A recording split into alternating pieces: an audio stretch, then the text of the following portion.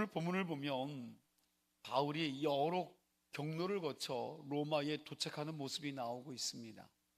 바울이 에베소에서 로마로 가겠다는 마음을 가졌는데 적어도 3년에서 4년은 지나서 로마로 가게 된 겁니다. 오늘 본문을 보면 바울이 멜리데 섬에서부터 로마까지 가는 경로가 기록되어 있습니다. 지명들이 많이 나오는데 차근차근 살펴보겠습니다. 우리 11절 말씀 우리 함께 읽겠습니다. 석 달 후에 우리가 그 섬에서 겨울을 난 알렉산드리아 배를 타고 떠나니 그 배의 머리 장식은 디오스 구로라. 자, 바울 일행 276명이요 멜레데 섬에서 3개월을 지내고 난 다음에 그러면 이 사람들이 이 배를 타고 로마까지 가는 겁니다. 그런데 이 배 이름도 파손된 바와 똑같이 이름이 뭐예요? 알렉산드리아 호입니다. 두 배가 다 알렉산드리아라는 도시에서 만들어졌기에 이름이 같은 겁니다. 이 뱃머리에서 여러분 뱃머리에 디오스구로라는 큰 장식을 달았는데 이 디오스구로는 제우스 신의 쌍둥이 아들입니다. 그 당시 지중해를 항해하는 여러분 뱃사람들은 이런 장식을 뱃머리에 달면 그 신들이 자기들의 그 항해를 안전하게 보호해 줄 것이라고 믿은 겁니다. 뱃사람들의 수호신인 거지요. 우리나라식으로 이야기하면 북어대가리나 여러분 돼지머리 같은 거지요. 미신을 믿는 사람들의 모습을 보면 2000년 전이나 지금이나 똑같은 것 같습니다. 그런데 여러분 3달 전에 알렉산드리아호가 미항에서 베닉스로 가다가 유라굴로 광풍을 만났을 때 누가 그 배를 지켜주었습니까? 그럼 디오스구라는 이 쌍둥이 신이 이 배를 보호해 주었습니까? 아니잖아요. 누가요? 하나님이시잖아요. 하나님이 보호해 주시고 지켜주셔서 276명이 한 사람도 죽지 않고 멜레데 섬에 도착한 겁니다. 누가는 그럼에도 버젓이 뱃머리에 장식된 이 디오스구로를 보고 이 장면을 기록하면서 살아있지도 않고 도움을 줄 수도 없는 헛된 것을 의지하는 그 시대 사람들의 그 어리석음을 고발하고 있는 거예요. 이제 이 배가 가는 경로가 나오는데 여러 곳을 거쳐서 가니까 여러분 집중해서 보시기 바랍니다. 우리 12절에서 14절까지 말씀을 한 절씩 같이 다 읽겠습니다. 수라구사에 대고 사흘을 있다가 거기서 둘러가서 레기온에 이르러 하루를 지낸 후 낭풍이 일어나므로 이튿날 보디올에 이르러 거기서 형제들을 만나 그들의 청함을 받아 이레를 함께 머무니라. 그래서 우리는 이와 같이 로마로 가니라. 아멘. 수라구사는 지금 시칠리아 섬을 말합니다. 여기서 사흘을 있다가 그 다음에 들린 곳이 어디예요? 레기온입니다. 이탈리아 지도를 보면 여러분 이탈리아 지도는 장화같이 생겼잖아요. 장화. 레기온은 장화 끝자락 밑창에 있는 항구입니다. 이탈리아 반도 끝이라고 생각하면 됩니다. 레기온에 온 것은 이탈리아 반도에 왔다는 것입니다. 레기온에서는 하루 동안 머물렀지요. 여러분 그렇게 머문 이유가 있어요. 왜 그랬을까요? 지금은 배에 뭐가 달렸습니까? 엔진입니다. 엔진의 힘으로 배가 움직여요. 그런데 2000년 전에는요 배가 어떻게 움직였을까요? 돛으로. 여러분 바람이 불어야만 움직일 수 있었습니다. 바람이 하나도 안 불면 배를 움직일 수 있는 동력이 없으니까 배가 못 움직이는 겁니다. 그래서 바람 불 때까지 3일 또는 하루를 기다린 겁니다.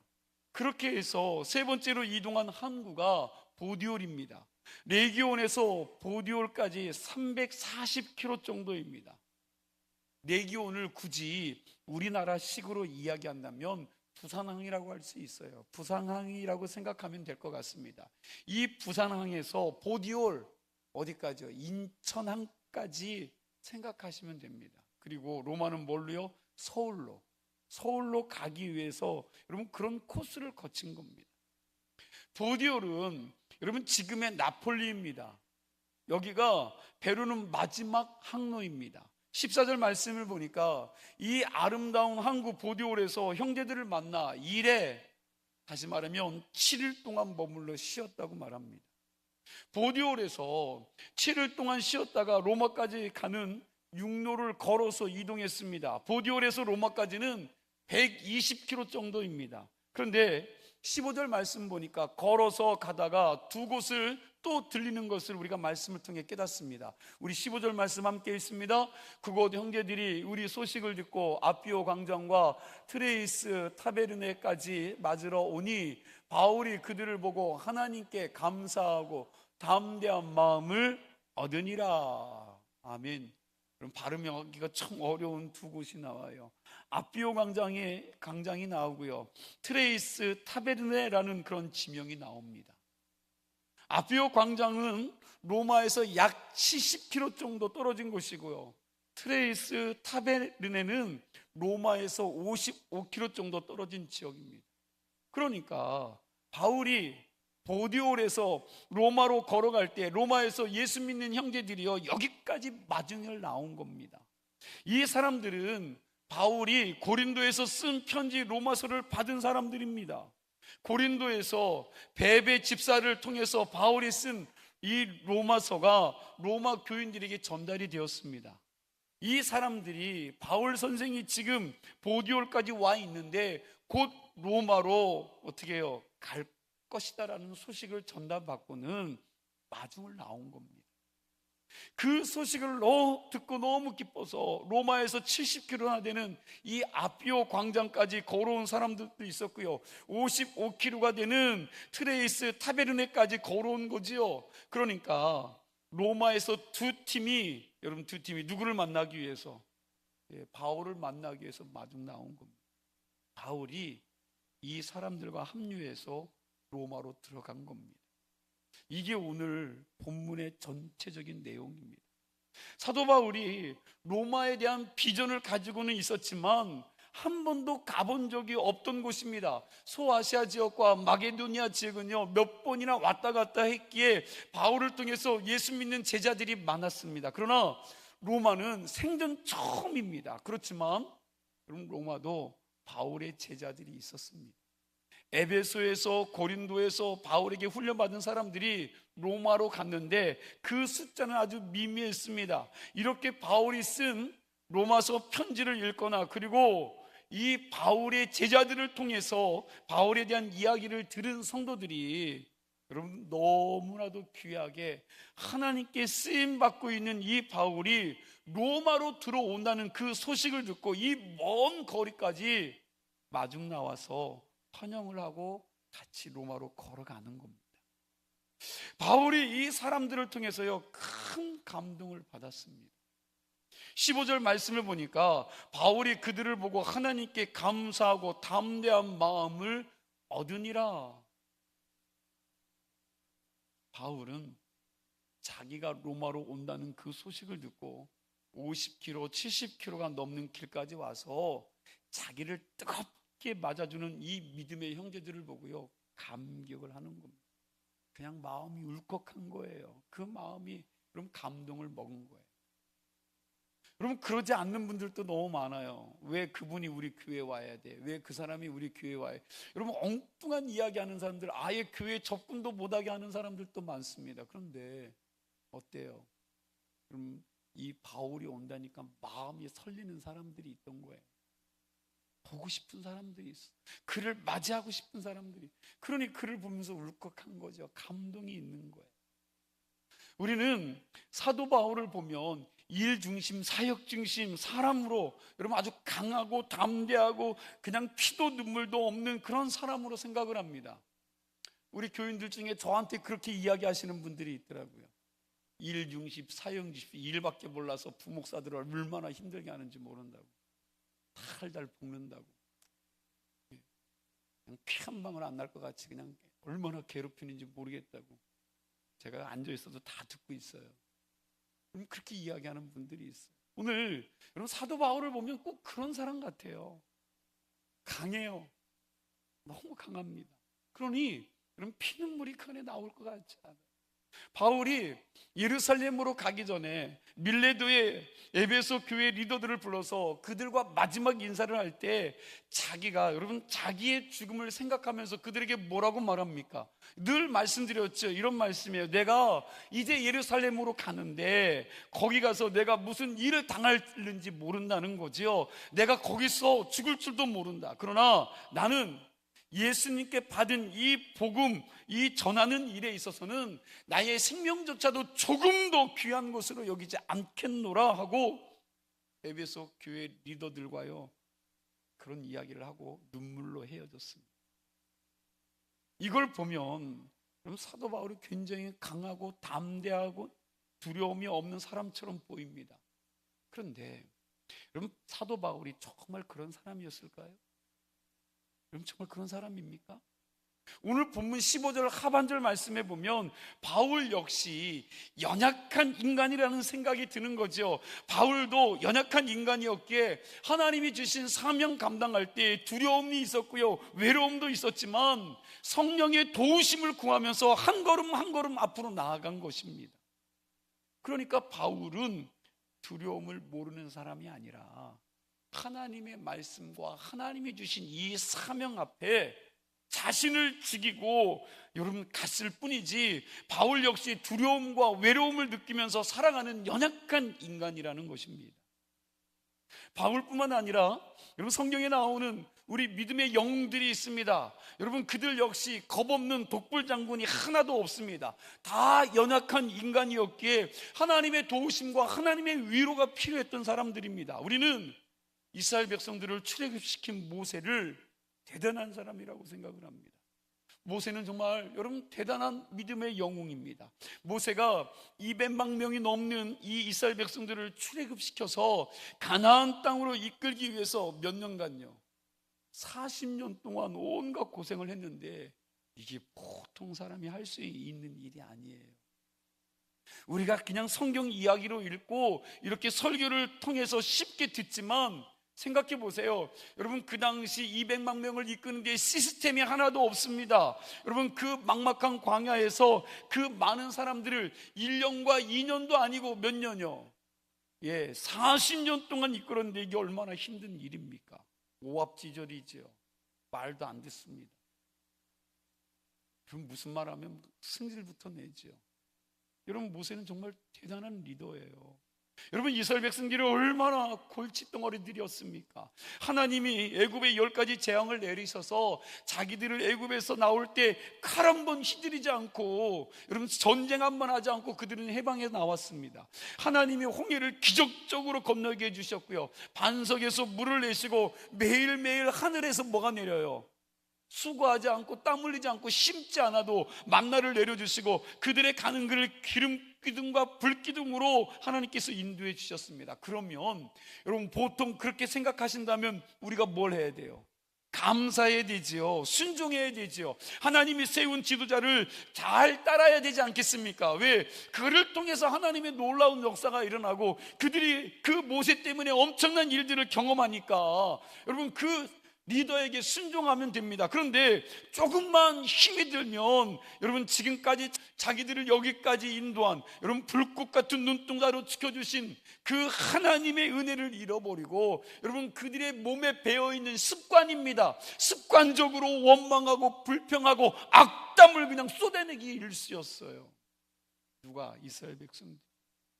오늘도 하나님이 내려주신 만나를 먹으면서 오늘도 함께 하신다는 사인으로 여러분, 성막에 떠오르는 그 구름 기둥을 보고 광야를 안전하게 걸어가고 있으면서 이스라엘 백성들은 힘들고 어려운 일이 생기면 자기를 죽이려고 이곳에 끌고 나왔느냐 하면서 여러분, 하나님을 원망하고 모세에게 대들고 심지어 그 지도자 모세를 돌려 쳐 죽이려고까지 했습니다. 그러자 여러분, 모세도 인간인지라 너무 견디기가 힘들어서 뭐라고 고백합니까? 우리 민수기 11장 5절 말씀이에요. 우리 이게 모세의 마음입니다. 함께 있습니다. 보아옵나니 내게 은혜를 베푸사 즉시 나를 죽여 내가 고난당함을 내가 보지 않게 하옵소서. 모세가 하나님께 은혜를 구하는데 무슨 은혜를 구합니까? 그렇죠. 여러분, 얼마나 힘들었으면 나를 죽여달라는 은혜를 구하고 있겠습니까? 내가 계속 이렇게 살다가는 내 백성에게 봉병을 당해 죽을 것 같으니까 차라리 하나님 손에 죽는 것이 낫사오니 내게 은혜를 좀 베풀어 주셔서 하나님 나를 좀 죽여달라고 그 하나님 앞에 기도하는 거예요. 이게 모세가 자기 한계의 벽에 부딪혔을 때 한 기도입니다. 그런데 여러분, 모세가 어떤 사람입니까? 떨기나무 불꽃 가운데에서 하나님을 만난 사람입니다. 시내의 산에서 40일간 하나님과 대면했던 사람입니다. 여러분, 그랬던 모세가 너무 힘드니까 이렇게 기도했다는 거예요. 또요, 여러분, 엘리야도 그랬습니다. 엘리야는 불의 종이에요. 여러분, 이 엘리야도 로뎀나무 아래서 하나님께 부르짖는 것을 보면 모세가 한 기도와 똑같지요. 열왕기상 19장 4절 말씀입니다. 우리 함께 있습니다. 여호와여, 넉넉하오니 지금 내 생명을 거두시옵소서. 지금 나를 죽여달라고 한 겁니다. 하나님, 나 좀 데려가세요. 힘들어서는 더 못하겠습니다. 힘들어서 더 이상 못하겠습니다. 그거 아닙니까?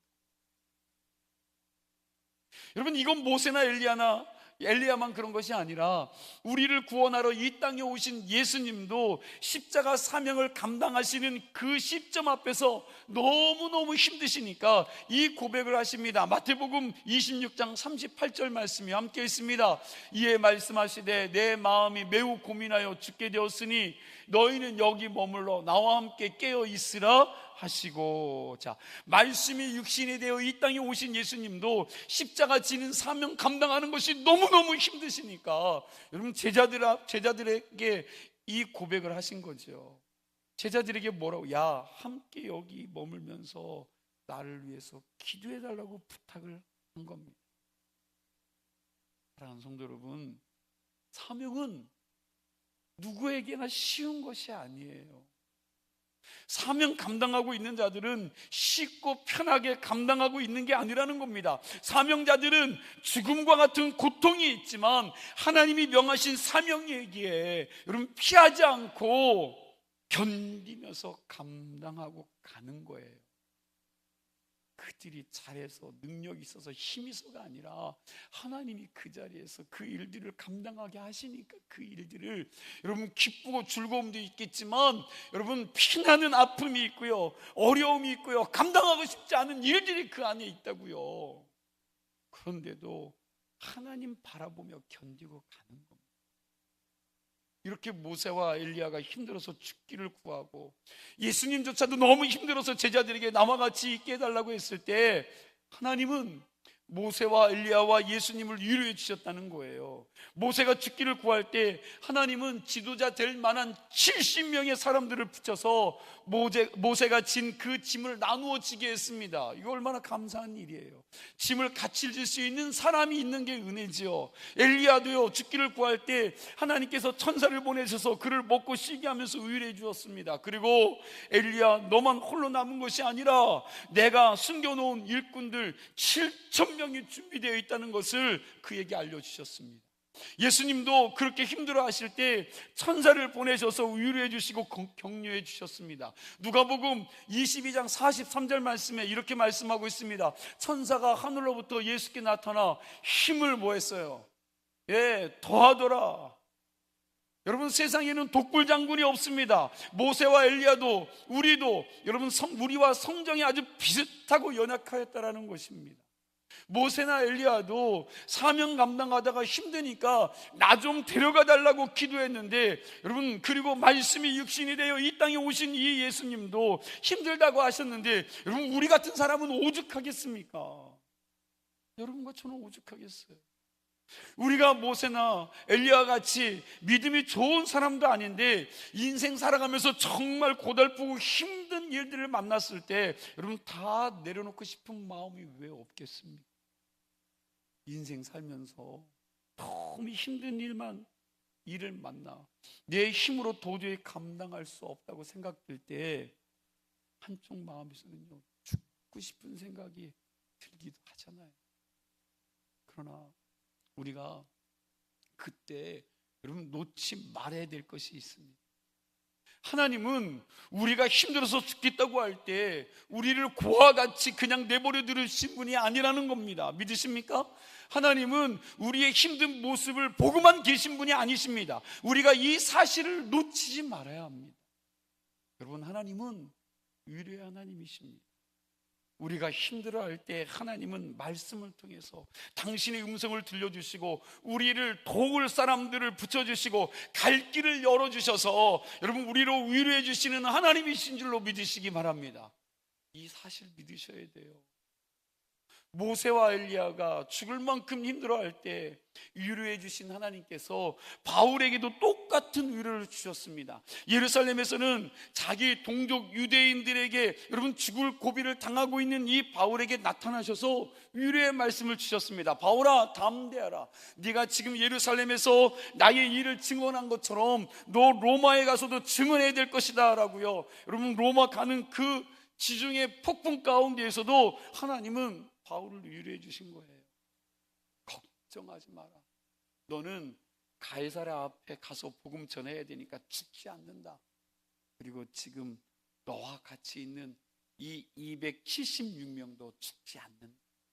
그리고 바울이 가는 곳마다요, 하나님은 사람들을 붙여서 위로해 주셨습니다. 멜레데 섬에서는 누가요? 추장 보블리오라는 사람을 통해서 힘을 얻고 위로를 받게 해주셨습니다. 멜리데 섬에서 바울은 많은 사람들에게 VIP 대접을 받으며 3개월 동안 여러분 거기서 잘 쉬면서 여러분 육적으로 영적으로 충전하면서 최종 목적지 로마까지 간 거예요. 하나님께서 그에게 힘을 주시면서 재충전할 수 있는 은혜를 부어주신 겁니다. 그리고 오늘 본문에서도 보니까 바울이 로마로 들어가는 마지막 코스, 나폴리에서 로마로 가는 길에서도 인간적으로 영적으로 긴장해 있는 이 바울을 위로해 주려고 하나님은 예수 잘 믿는 믿음의 동력자 두 팀을 그에게 붙여주는 거지요. 로마로 마지막입니다. 마지막 사명을 감당하러 가는 이 비장한 길에서 이 바울은 이 사람들을 통해서요 엄청난 위로를 받은 것입니다. 여기서 우리는 한 걸음 더 나아가서 생각할 것이 있습니다. 우리도 다른 사람의 위로자가 되어야 한다는 거예요. 믿으십니까? 다른 사람의 위로자. 나도 하나님의 위로를 받고 하나님의 은혜를 받았다면 오늘 본문에서 바울을 마중 나온 믿음의 형제들처럼 누군가를 위로할 수 있는 사람이 되어야 한다는 겁니다. 여러분, 하나님은 저와 여러분을 직접 위로하시기도 하지만 때로는 옆에 있는 여러분 형제 자매들을 통해서 옆에 있는 사람들을 통해서 위로하시기도 하십니다. 그런 의미에서 우리 역시 위로자가 되어야 합니다. 고린도후서 7장 6절 말씀입니다. 우리 함께 읽습니다. 그러나 낙심한 자를 위로하시는 하나님이 디도가 옴으로 우리를 위로하셨으니, 뜻을 생각하면 다시 한번요. 그러나 낙심한 자를 위로하시는 하나님이 디도가 옴으로 우리를 위로하셨으니, 여기 보니까 낙심한 자를 위로하시는 분이 하나님이시라고 합니다. 그런데 여러분 누구를 통해서 위로하셨다고 합니까? 그렇지요, 바울의 제자 디도를 통해서 위로하셨습니다. 위로의 하나님이 디도를 통하여 마음이 상하고 지치고 낙심되어 있고 절망되어 있는 그 사람들을 위로하셨습니다. 이 말은 우리는 누군가를 위로하면서 살아가는 사명을 여러분과 저에게도 주셨다는 거예요. 하나님은 우리가 마음 상한 사람들을 위로해주며 살기를 원하시는 줄로 믿으시기 바랍니다. 우리 주변을 좀 가만히 돌려보면 위로해야 될 사람들이 있는 겁니다. 여러분 멀리 갈 것도 없어요. 여러분 가까이에 때로는 자식들을 위로해야 되고요, 때로는 여러분 엄마가 강한 것 같지만 엄마도 위로가 필요하고요, 여러분 아버지도 위로가 필요합니다. 여러분 부부간에도 사실 위로가 필요합니다. 여러분 목사도 위로가 필요해요. 강한 것 같지만 필요합니다. 여러분 예수님조차도 생각해 보세요. 사도 바울, 모세, 엘리야, 굉장히 믿음 좋고 강한 사람들이었지만 그들에게도 위로가 필요했고, 여러분 예수님조차도 십자가 선상에서 위로가 필요했습니다. 세상에 위로가 필요하지 않은 사람은요 단 한 사람도 없습니다. 그러므로 우리가 하나님이 붙여준 옆에 있는 사람들과 서로 위로하고 격려하고 또 위로 받으면서 어려운 이 시기를 잘 이겨나가기를 소망합니다. 어려워요. 다들 어렵다고 합니다. 먹고 살기가 어렵고요. 힘이 들다고 이야기해요. 특별히 장사하는 분들은 너무너무 IMF보다 더 힘들다고 이야기하고 있습니다. 그럼 이때 서로 위로하는 거예요. 격려하는 겁니다. 찾아가는 거지요. 여러분, 이사야서 40장 1절 말씀해 보니까 이렇게 말을 해요. 우리 함께 있습니다. 너희는 하나님이 이르시되 너희는 위로하라, 내 백성을 위로하라. 데살로니가전서 4장 18절도 이렇게 이야기합니다. 그러므로 이러한 말로 서로 위로하라. 아멘. 위로하라고 하셨습니다. 하나님은 지금도 우리에게 누구야? 내 주변을 한번 좀 돌아봐라. 지금 내 주변에 마음 아프고 신음 많은 사람들이 있을 것이다 라고 말씀하십니다. 우리가 내 주변에 여러분 누가 힘들어하는지 아파하는지 좀 한번 돌아볼 수 있기를 바랍니다. 손 드는 분들이 계셔요. 여러분 오늘 말씀 제목이 뭡니까? 바울에게도 뭐가 필요해요? 위로가 보약이다. 다시 한번 15절 말씀 하반절을 보면요, 바울이 그들을 보고 하나님께 감사하고 담대한 마음을 얻었다라고 기록하고 있습니다. 그리스도의 사랑으로 자기를 맞이하기 위해 로마에서 70km, 50km 이상의 먼 길을 마다하지 않고 마중 나온 성도들을 통해서 오늘 바울은 너무 큰 위로를 받았습니다. 이 위로가 바울의 영육간에 엄청난 보약이 되었을 겁니다. 우리에게도 이런 은혜가 있었으면 합니다.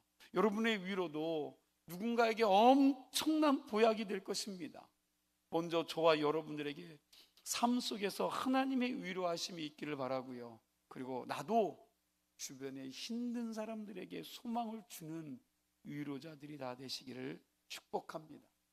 내 주변에 있는 어느 누군가가 나 때문에 하나님께 감사하며 여러분 담대한 마음을 얻어서 인생을 힘있게 살아갈 수 있는 여러분과 제가 위로의 통로가 되었으면 좋겠습니다. 그럼 하나만 더 말씀을 살피고 말씀을 마치겠습니다. 사도 바울이 지금 로마를 향해 가고 있는데 로마는 바울을 통해서 복음이 들어간 것이 아니라 이미 예수 믿는 사람들이 있었다라는 거예요. 어떻게 로마에 복음이 들어가게 되었을까? 사도행전 2장을 보면 오순절 명절에 성령이 임하는 모습이 나옵니다. 2장 5절 말씀해 보니까 이때 경건한 유대인들이요 천하각국에서부터 와서 예루살렘에 머물러 있었다라고 말씀합니다. 디아스포라 유대인들이죠. 이건 사도행전 2장에서 설교한 내용인데 그때 여러분 천하각국 여러 나라에서 오순절 명절을 지키기 위해서 예루살렘으로 온 이 디아스포라 유대인들이 마가의 다락방에 임한 성령의 신비한 능력을 보았습니다.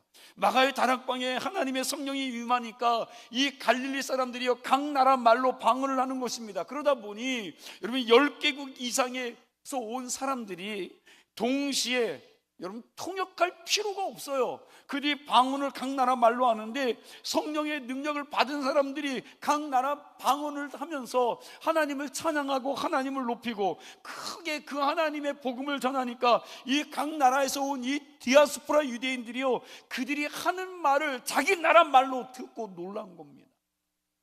이 중에 로마에서 온 디아스포라 유대인들도 있었습니다. 그 당시 로마 사람들은 라틴어를 사용했는데 성령 받은 히브리인들이 갑자기 라틴어로 방언을 쫙 하면서 하나님을 찬양하고 그 하나님을 높이고 여러분 그 하나님에 대해서 전하는 거죠. 너무나도 신기한 겁니다. 이 신비한 모습을 본 사람들이 베드로의 설교를 듣고 예수 그리스도를 믿게 된 줄로 믿으시기 바랍니다. 그리고 로마로 가서 자기들끼리 교회 공동체를 만든 거예요. 그러니까 로마 교회는요 선교사가 가서 세운 그런 교회가 아니라 자기들이 스스로 세운 자생교회입니다. 오순절 명절을 지키면서 자국 예루살렘으로 갔던 디아스포라 유대인들이 마가의 다락방에 임한 성령의 신비한 능력을 보고 그리고 베드로의 설교를 듣고 예수를 믿게 된 겁니다. 그리고 난 다음에 자기들이 살고 있는 로마로 돌아가서 교회를 세운 거예요. 로마 교회는 성도들이 복음을 주체적으로 수용해서 세운 자생교회입니다. 로마서를 보면 이렇게 자생으로 세워진 로마 교회의 믿음이 온 세상에 전파된 것을 볼 수 있게 됩니다. 로마서는 사도 바울이 로마로 가기 전에 어디서 썼다고요? 고린도. 여러분, 고린도에서 써서 보낸 편지입니다. 로마서 1장 8절 말씀해 보니까 이렇게 말하죠. 함께 있습니다. 먼저 내가 예수 그리스도로 말미암아 너희 모든 사람에 관하여 내 하나님께 감사함은 너희 믿음이 온 세상에 전파됨이로다. 로마 교회 성도들의 믿음이 얼마나 좋았는지, 여러분, 그 믿음이 어떻게 됐다고요? 온 세상에 전파되었다라고 말하고 있습니다. 그래서 바울이 하나님께 감사한다고 합니다. 여러분, 이 지점에서 궁금한 게 있지 않습니까? 바울 시대에는 인터넷도 없었고요, TV도 없었고 스마트폰도 없었는데, 여러분, 사도 바울이 어떻게 가보지도 않은 이 로마 교회의 믿음이 좋다는 소문을 들었을까? 어떻게 들었습니까? 바로 바울이 고린도에서 들어가서 선교할 때 로마에서 온 부부가 있었죠. 누굽니까?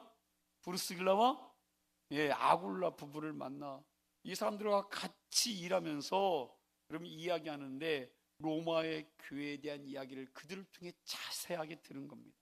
로마 교회 교인들이 믿음이 참 좋다는 소식을 들은 겁니다.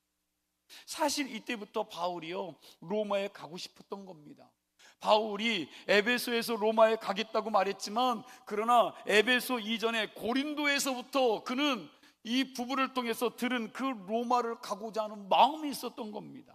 로마서 1장 10절과 11절 상반절을 보니까 이렇게 말해요. 함께 있습니다. 어떻게 하든지 이제 하나님 뜻 안에서 너에게로 나아가 좋은 길 얻기를 구하노라. 내가 너희 보기를 간절히 원한다고 그랬습니다. 사도 바울이요, 고린도에서 브리스길라와 아굴라 부부를 통해서 로마 교회의 믿음의 이야기, 얼마나 믿음이 좋은지를, 그 이야기를 듣고 그 교회를 가고 싶다고 했습니다. 바라기는 우리 주문진감리교회가 로마 교회처럼 좋은 소문난 교회로서 여러분 교회가 되어서 주변 사람들에게 여러분 궁금해서 한번 좀 와보고 싶은 교회가 되었으면 좋겠습니다. 여러분들이 아굴라와 브루스길라처럼 우리 교회가 좋다는 자랑을 어디서든지 할 수 있는 성도들이 될 수 있기를 소원합니다. 결론을 맺습니다. 바울이 로마로 들어가면서 자기를 마중하러 온 여러분 성도들을 통해서 큰 위로를 받았습니다. 바울이 그들을 보고 감사하면서 담대한 마음을 얻었습니다. 우리 주변에 있는 이 사람들이 우리를 통해서 위로받고 새 힘을 받아서 담대하게 서는 은혜가 있기를 축원합니다. 우리 주문진 교회가 로마 교회 같이 하나님 잘 믿는 믿음 좋은 소문난 교회가 될 수 있기를 주의 이름으로 축원합니다.